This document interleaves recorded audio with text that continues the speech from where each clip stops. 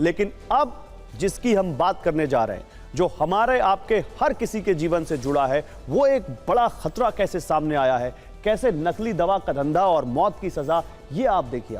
मैं आपको जो बताने जा रहा हूं उसे बहुत ध्यान से सुनिएगा। सोचिए किसी परिवार का कोई सदस्य कैंसर जैसी जानलेवा बीमारी से जूझ रहा हो और डॉक्टर ने मरीज की जान बचाने के लिए महंगी दवा और महंगे इंजेक्शन लगाने को कहा। अब सोच कर देखिए, मरीज को जो इंजेक्शन या दवा असली समझ कर दिए जा रहे हैं, जिस पर भरोसा है कि इससे मरीज को आराम मिलेगा, वो अगर नकली निकल जाए तो क्या होगा? ये सोचकर ही घबराहट होती है। पर यह कोई कल्पना नहीं है, ना ही कोई फिल्मी कहानी है। दिल्ली के मोती नगर इलाके में किराए के 2 फ्लैट पर मौत का यही कारोबार चल रहा था।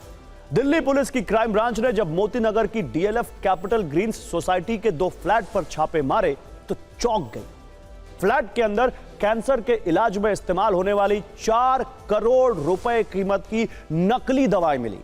बरामद नकली दवाओं में कैंसर के इलाज में इस्तेमाल होने वाला कीमोथेरेपी का इंजेक्शन था, जिसकी बाजार में कीमत 1,97,000 रुपए है। जी हां, कीमोथेरेपी का इंजेक्शन जिसकी कीमत 1,97,000 रुपए। लेकिन नकली दवा के धंधेबाजों ने असली बोतल में कैंसर को ठीक करने वाली दवा की जगह 100 रुपए की एंटी फंगल दवा भर रखी थी। यह गिरोह ब्रांडेड कंपनियों की दवा की खाली शीशियों में कैंसर की लाइफ सेविंग दवा की जगह नकली दवा भर रहे थे।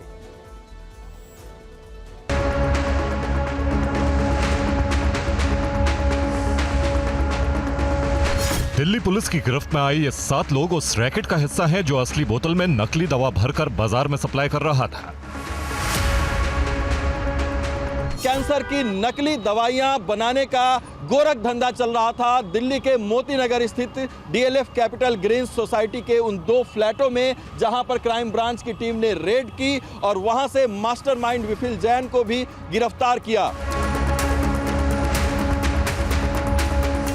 दिल्ली के मोती नगर की डीएलएफ कैपिटल ग्रीन्स सोसाइटी के 2 फ्लैट को बाकायदा लैब बनाया गया था।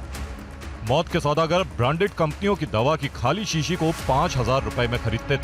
खाली शीशी में 100-100 रुपए की नकली दवा भरी जाती थी, फिर इन्हें मेडिकल शॉप में पहुंचा दिया जाता था, जहां इन्हें 1 से 3 लाख रुपए में बेचा जा रहा था।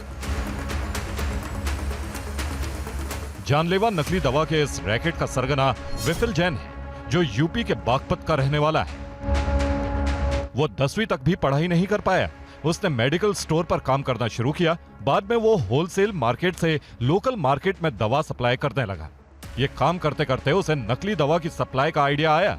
क्राइम ब्रांच द्वारा गिरफ्तार किए गए आरोपियों में एक प्रवेश भी है, जो कि रोहिणी के सेक्टर 6 में ये फार्मेसी की दुकान चलाता था, डॉक्टर्स फार्मेसी। इसी जगह से खाली शीशियां सप्लाई की जाती थी विफिल जैन को, जो कि मोती नगर के डीएलएफ सोसाइटी में वहां पर नकली दवाइयां भरने का काम होता था। कुछ साल में ही विफिल जैन ने मौत के धंधे का पूरा नेटवर्क बना लिया। उसने अपने गिरोह में मेडिकल शॉप चलाने वाले और हॉस्पिटल के कर्मचारियों को शामिल किया। सूरज शात नाम का आरोपी नकली दवा की पैकेजिंग का काम करता था। आरोपी नीरज चौहान लोगों को कम कीमत पर दवा दिलाने को राजी करता। आरोपी तुषार कैंसर की नकली दवाओं को कस्टमर तक पहुंचाता था। आरोपी परवेज कैंसर अस्पताल के पास मेडिकल स्टोर चलाता था। काले कारोबार में दिल्ली के राजीव गांधी कैंसर अस्पताल के 2 फार्मासिस्ट कोमल तिवारी और अभिनय कोहली भी शामिल थे। हैरानी की बात है कि ये दोनों कर्मचारी लंबे वक्त से मौत बांटने वाले धंधे का हिस्सा थे, पर नामी अस्पताल को इसकी भनक तक नहीं लगी। If somebody is involved in some activity outside the hospital, it's not at all, in agreement that the hospital is in agreement with that. Of course, we have dissociated totally with these people who have been detected. आरोपी परवेज की doctors pharmacy Rajiv Gandhi cancer hospital से कुछ दूरी पर स्थित है। चौंकाने वाली बात यह है कि राजीव गांधी कैंसर हॉस्पिटल में फार्मासिस्ट के तौर पर काम करने वाला कोमल तिवारी डॉक्टर्स फार्मेसी में पार्टनर भी था। हॉस्पिटल से ब्रांडेड कंपनियों की खाली बोतलें चोरी छिपे बाहर ले जाई जाती थी और फिर इसमें पानी भरकर उन्हें महंगे दाम पर मेडिकल शॉप में पहुंचा दिया जाता था।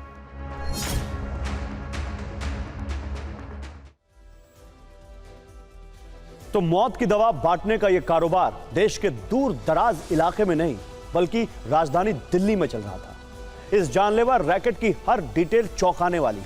मोती नगर के 2 फ्लैट से चल रहा रैकेट 7 विदेशी और 2 भारतीय ब्रांड के नाम से नकली दवा सप्लाई कर रहा था। पुलिस को फ्लैट में 3 कैप सीलिंग मशीनें, 1 हीट गन मशीन, बड़ी संख्या में बड़ी दवा कंपनियों की खाली शीशियां और पैकेजिंग का दूसरा सामान मिला। नकली दवा बेचकर मास्टरमाइंड बिफिल जैन करोड़ों रुपए कमा रहा था। लेकिन उन परिवारों के बारे में सोचिए, उन मरीजों के बारे में सोचिए जिन्हें इस गिरोह के बनाए इंजेक्शन लगाए गए थे और न जाने उन्होंने कहां से, किससे उधार लेकर, क्या बेचकर उस इंजेक्शन के लिए पैसा जुटाया होगा।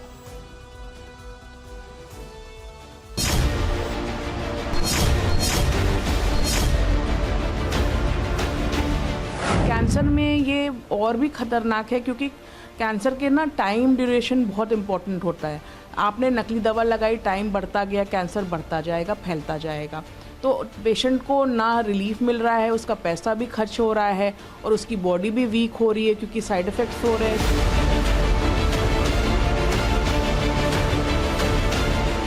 अगर हमको कोई दवाई बहुत सस्ती बाहर मिल रही है तो हमारे दिमाग में क्वेश्चन आना चाहिए कि ये नकली तो नहीं है, ठीक है। और ऑथेंटिक हॉस्पिटल की दवाइयाँ जो है, हम इसीलिए इंसिस्ट करते हैं कि आप हॉस्पिटल की फार्मेसी से दवाई लें, बिकॉज हमें उनकी सेफ्टी का पता है, तो उनकी जेन्युइनिटी का पता है, उनकी प्योरिटी और उनकी क्वालिटी का पता होगा।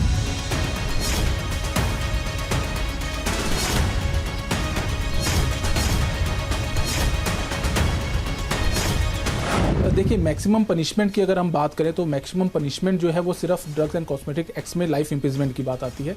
जहां तक आप 420 की बात करते हैं 10 साल तक की सज़ा है। आप 468 की बात करते हैं, उसके अंदर भी 10 साल की सज़ा है।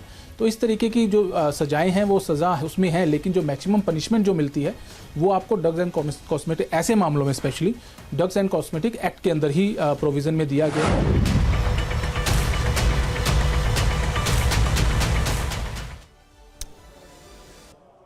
आपने कभी दिल्ली के बड़े सरकारी अस्पताल देखे हैं? वहां पर वो भीड़ देखी है जहां पर देश भर से मरीज आते हैं इस उम्मीद में कि यहां उनका सही इलाज हो जाएगा। और सोचिए वहां पर उन लोगों से बिफिल जैन जैसे लोग टकरा जाएं और उनको इस तरह का इंजेक्शन दें। सोचिए क्या होगा उस शख्स का जो भरोसा कर रहा होगा कि इस इंजेक्शन से मेरा घर वाला, मेरा पति, मेरे भाई, मेरे पिता ठीक हो जाएंगे, और उनको उस इंजेक्शन में फंगल की दवा दी जा रही। इसीलिए हम बोल रहे हैं कि ऐसे लोगों को क्या मौत की सजा नहीं मिलनी चाहिए। खैर, आगे बढ़ते हैं। दरअसल कानून में नकली दवा बनाने वालों के लिए अधिकतम उम्र कैद की सजा का प्रावधान है। नकली दवा के धंधेबाज इसी का फायदा उठा रहे हैं। नकली दवा का यह खेल लोगों की जान की कीमत पर चल रहा था। सोचिए, कोई मरीज ये सोचकर दवा ले रहा था कि उसकी बीमारी ठीक हो जाएगी, और ऐसी वैसी नहीं, कैंसर जैसी बीमारी, लेकिन नकली दवा उसे ठीक करने की जगह और मार रही थी। कुछ बड़े सवाल खड़े होते हैं इसमें। पहला सवाल, क्या नकली दवा को लेकर कानून में और सख्त प्रावधान नहीं होने चाहिए? दूसरा सवाल, क्या नकली दवा बनाने वालों को मौत की सजा मिलनी चाहिए? और तीसरा सवाल, क्या नकली दवा के जरिए चुपचाप लोगों की हत्या करने वाले ऐसे लोगों पर दफा 302 की धारा नहीं लगनी चाहिए? बाजार में नकली दवा बेचने वाले सक्रिय हैं, ये सब जानते हैं। नकली दवा कितना बड़ा खतरा है इसका भी सबको अंदाजा है। लेकिन सवाल यह है कि नकली दवा से बचा कैसे जाए? डॉक्टर के पर्चे से जो दवा हम अपने मरीज के लिए खरीद रहे हैं वो असली है या नकली, ये पता कैसे किया जाए? चलिए आपको कुछ तरीके बताते हैं जिससे आप काफी हद तक नकली दवा को पहचान सकते हैं। तो ध्यान से इन बातों को नोट कर लीजिए। जब भी आप दवा खरीदें तो पैकेट पर छपे QR कोड को अपने मोबाइल फोन से स्कैन करें। QR कोड से दवा की पूरी डिटेल सामने आ जाएगी। अगर दुकानदार किसी दवा पर एक्स्ट्रा डिस्काउंट दे या कोई ऑफर दे तो तुरंत सावधान हो जाएं। अगर दवा की पैकेजिंग में कोई गड़बड़ी दिखी, पैकेजिंग पुरानी लगे, तो ऐसी दवा बिल्कुल मत खरीदिए। हमेशा कोशिश करिए कि अच्छी और रजिस्टर्ड दवा दुकानों से ही दवा खरीदें।